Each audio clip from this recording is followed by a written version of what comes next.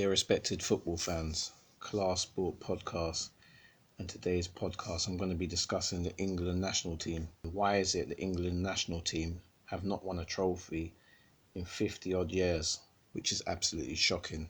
For me personally, I believe it's the manager. The manager is the problem, the manager is the fault. And not the present manager, but the previous managers, because England, as we know, always produce top quality players in every position. Not the greatest of players, but all the players are top quality where they can at least get a starting spot in most top teams throughout Europe, I'd say. The reason being why I'm going to blame the managers is team selection. I think the team selection has always been wrong throughout the years of football. And we'll put Southgate aside for now because he's just recent. But we'll talk about all the other previous managers without even naming names. But, I'd say the back line for England has always been solid, always been strong, always held their own, always done their thing. I don't ever remember or record England getting beat 5-0, 6-0, 7-0.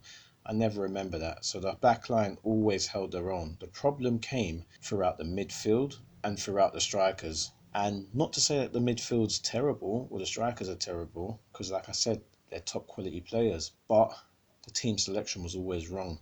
Example, trying to accommodate Lampard, Gerrard and Scholes in one team, this is a big problem. They're all top players and they're all great players, and everyone's got who they think the greatest one is and who they think the least greatest one is. But it's not even about that. It's about working out which team is the strongest team to go out there and win you a trophy. And for me personally, Scholes has to start in an English team, and I would have started Scholes and Gerrard. Not to take nothing away from Lampard, great player.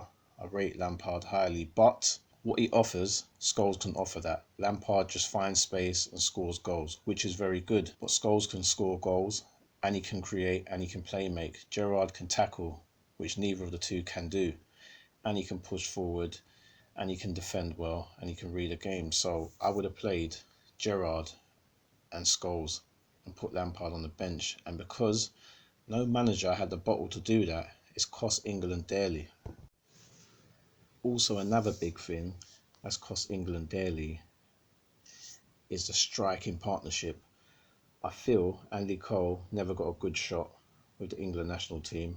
I feel that Ian Wright never got a good shot with the England national team. And I feel it's not fair because Andy Cole, as we know, is the third top goal scorer of all time in the English Premier League.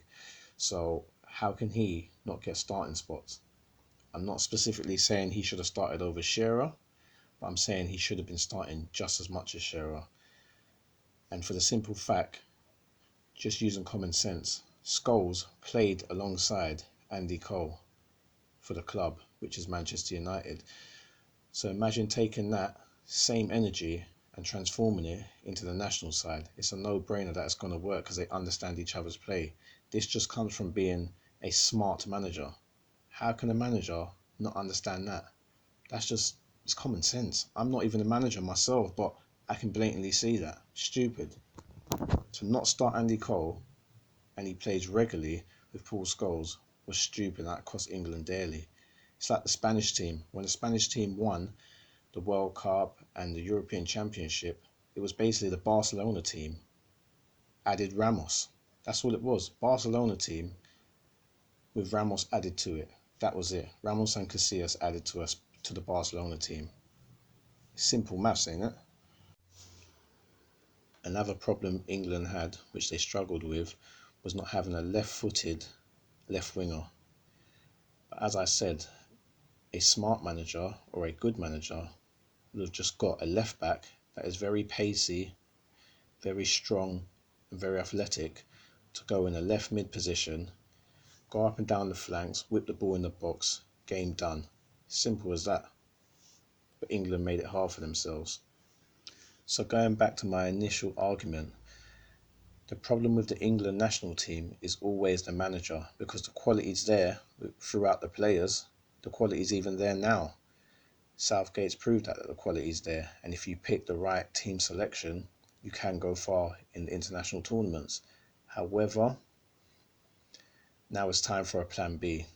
England only got so far with Gareth Southgate. I'm not discrediting him. He's a good manager. Terrible football player, got a good manager as it stands, and I think he needs to switch it up again and maybe add some new blood, maybe change it around a bit and get the ball rolling. And if he can do that, and team selection has to be on point, England for sure can win a trophy. But everyone's going to have courage, and everyone's going to have to grind hard for results.